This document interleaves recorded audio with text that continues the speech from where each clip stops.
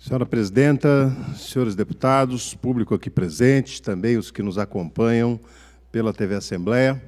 Primeiramente, eu queria manifestar a satisfação de vê-la, deputada Edna Macedo, na presidência dessa casa hoje. Somos colegas já de outras legislaturas e eu sempre tive Vossa Excelência na mais alta consideração. O que me traz a Assembleia hoje, a tribuna da Assembleia hoje, é para tratar de três assuntos principais que me parecem relevantes. Primeiro, como todos sabem, eu sou da cidade de Osasco, onde fui prefeito por 2 mandatos, entre 2005 e 2012, e hoje comemora seu aniversário de 58 anos da cidade de Osasco.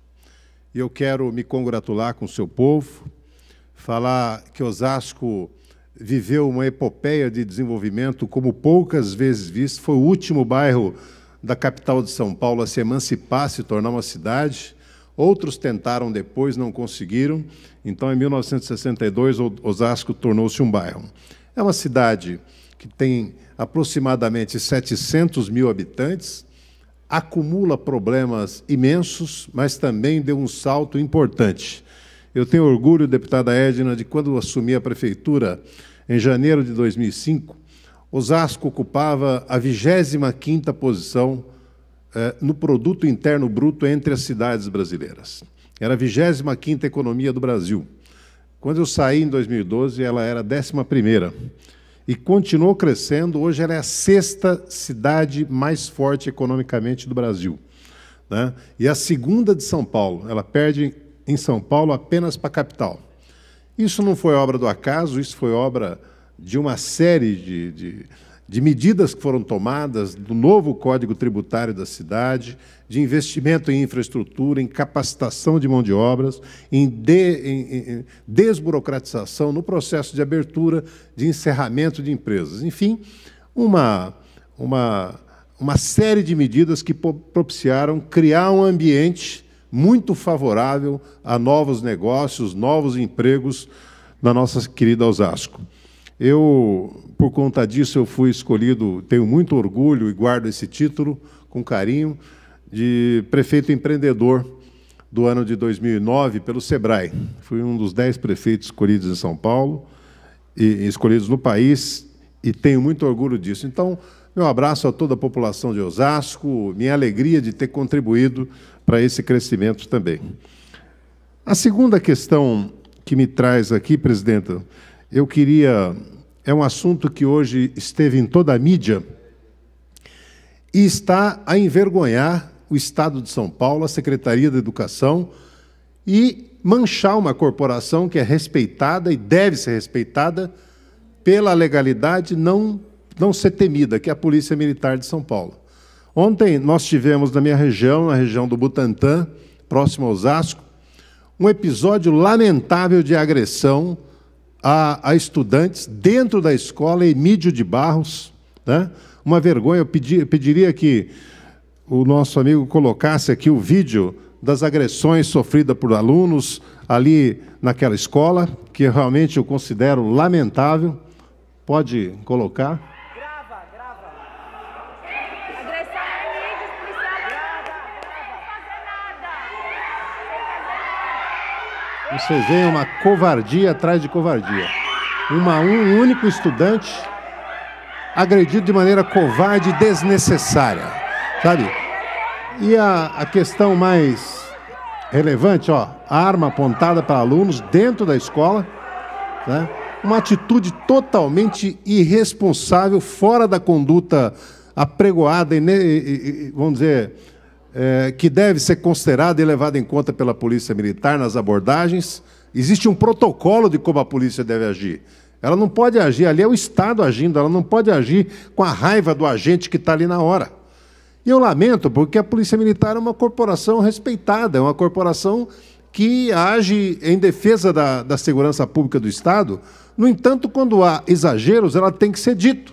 Porque nós vivemos numa sociedade democrática que não pode policial entrar numa escola, pegar um aluno, agredi-lo de maneira covarde, não apenas um, mas 4 ou 5 policiais.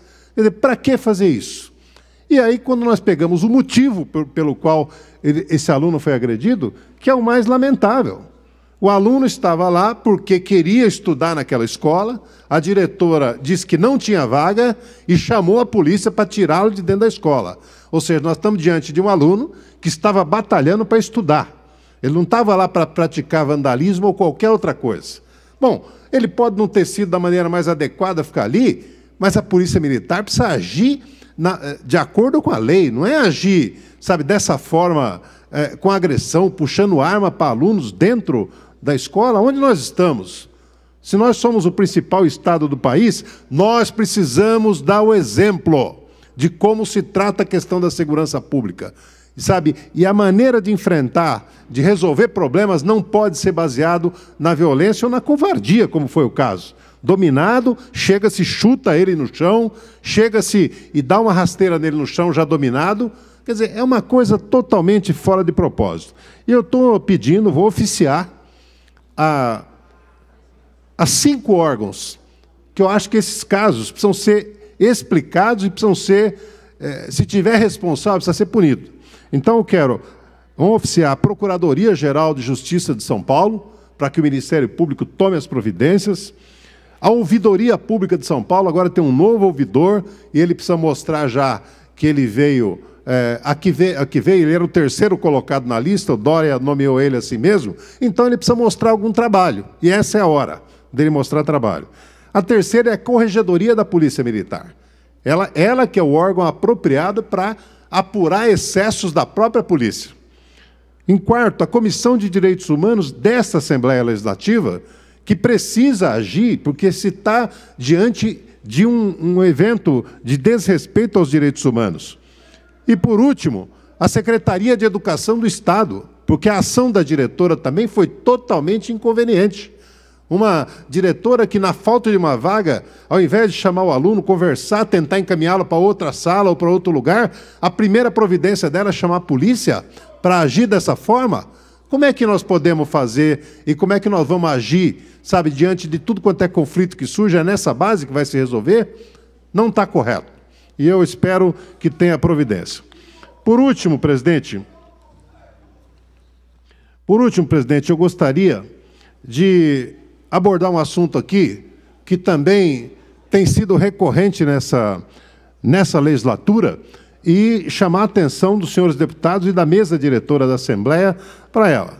Bom, essa Assembleia, que é um órgão centenário, nunca foi costume aqui, sabe, os deputados, às vezes, entrarem numa discussão, se agredirem ou vamos dizer, se distratarem, às vezes é comum no calor da discussão. E, para isso, tem o Conselho de Ética, para isso tem os órgãos da própria Assembleia para conter. O que vem acontecendo nessa legislatura, deputado Gilmacy? O que vem acontecendo é que alguns deputados, ou algum, pelo menos o que eu vi até agora, é usar essa tribuna para agredir quem vem assistir a sessão. Sabe? Quer dizer, começar a discutir com cidadãos, xingar cidadãos, e não acontece nada. Quando acontece uma coisa dessa, não é o cidadão que se desmoraliza. Quem se desmoraliza é o poder legislativo como um todo. Então, deputado Gilmacy, deputada Edna, o que eu estou propondo é que a gente faça uma alteração no regimento interno da Casa e uma alteração também no Código de Ética. Ou seja, da mesma forma que um deputado pode ser repreendido, se ele falar palavras de baixo calão, se ele agredir outro deputado, bom, nós temos que ter algum tipo de limite para que ele não possa agredir o público que vem assistir a Assembleia, as sessões, porque para o público já existem limitações no regimento. O público não pode se dirigir aos deputados, o público não pode vaiar, não pode xingar deputado, tudo isso nós já sabemos.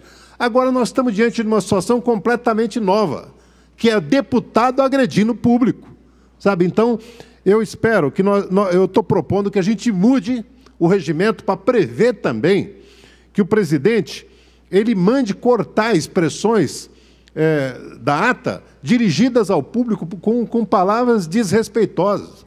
E a outra coisa que eu estou propondo é que o Conselho de Ética, ou melhor, o Código de Ética da Assembleia também preveja situações como essa. Não estou falando que ninguém vai perder o mandato, mas é preciso ter algum tipo de censura. sabe? Da mesma forma que o cidadão não pode, da mesma forma que, por exemplo, quando alguém se excede numa discussão, ainda ontem aconteceu aqui, o presidente Cauê Macris mandou tirar as expressões ditas aqui, me parece que foi pelo deputado Roque Barbieri. Quer dizer, e quando ele se dirige ao público de maneira inadequada, não vai se pedir para tirar também? Então, acho que precisa... Eu acho que nós precisamos... Sabe, eu não sou a favor de nenhuma medida radical, nem de nada, mas para viver num clima de respeito, para a Assembleia obter o respeito do público, ela também precisa respeitar o público. Sabe, se a pessoa vem aqui acompanhar uma votação, se é contra deputado A ou contra deputado B, ora, é evidente que ninguém vai tolerar agressão a deputados nem manifestação fora de hora, nós sabemos disso.